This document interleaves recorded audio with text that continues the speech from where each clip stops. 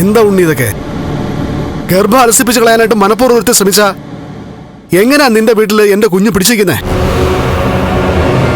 അതൊന്നും അല്ല ഞാൻ ഇങ്ങോട്ട് വരാനുള്ള കാരണം.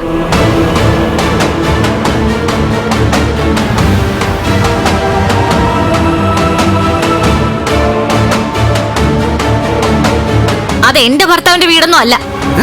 അത് ഇന്ന് എനിക്ക് ഉറപ്പായി. കുറെ നാളായിട്ട് എന്റെ വീടെന്നൊക്കെ കമലേശ്വരത്തെ വലിയേട്ടൻ പറയുന്നുണ്ട്.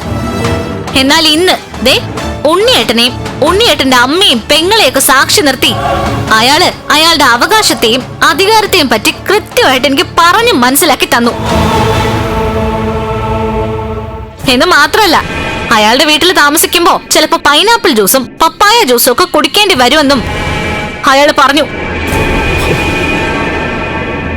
അങ്ങനെയൊന്നും സംഭവിക്കാതിരിക്കാൻ മാറി താമസിച്ചോളാനും പറഞ്ഞു.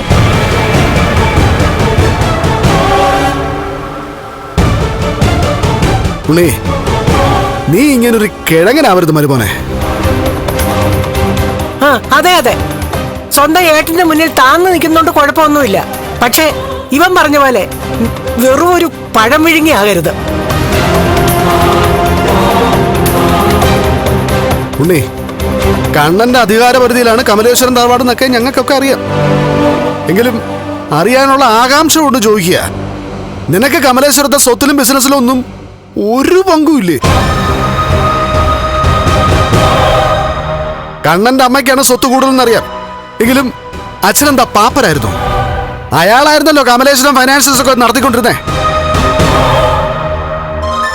അതുപോലെ തന്നെ അയാൾക്കും കുടുംബപരമായ സ്വത്തിലും ബിസിനസ്സിലും ഒക്കെ പങ്കാളിത്തം കാണില്ലേ?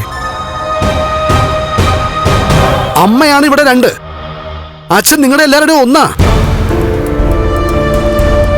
അപ്പോ അച്ഛന്റെ സ്വത്തിലൊരു അംശം നിനക്ക് നിന്റെ പെങ്ങൾക്കും ഉള്ളതാണ് ഉണ്ണി. എന്താ മോനെ നീ ഒന്നും മിണ്ടാത്ത? സ്വത്തിന്റെ കാര്യത്തിൽ ഇതുവരെ കണക്കെടുപ്പ് നടത്തിയിട്ടില്ല. നടത്തിയാലേ ഉണ്ണിയേട്ടന്റെ പെങ്ങൾക്കും സ്വന്തം എന്ന് പറയാൻ അധികം ഒന്നും കാണത്തില്ല അച്ഛാ. എല്ലാം അയാൾക്ക് അവകാശപ്പെട്ടതാ എന്ന് വെച്ചാ കണ്ണനുള്ളതൊക്കെ ഇനി ലക്ഷ്മിക്കും സ്വന്തമാവും അർത്ഥം. എന്നാലും ഇതൊരു വല്ലാത്ത ചതിയായി പോയല്ലോ ഉണ്ണി. എനിക്കും അമ്മയ്ക്കും ഒക്കെ അത്യാവശ്യം സമ്പാദ്യമുണ്ട്. അതുകൊണ്ട് തന്നെ മോളിവിടെ വന്നു നിന്നാലും ഞങ്ങൾക്കാർക്കും ഒരു കുഴപ്പമില്ല. പക്ഷേ അതല്ല എന്റെ സംശയം. ഭാര്യ വീട്ടുകാരുടെ സമ്പത്തിൽ കണ്ണും നട്ടാണോ നീ എന്റെ മോളെ പെണ്ണ് കാണാൻ വന്നത്? അച്ഛനെന്താ ഇങ്ങനെയൊക്കെ സംസാരിക്കുന്നത്?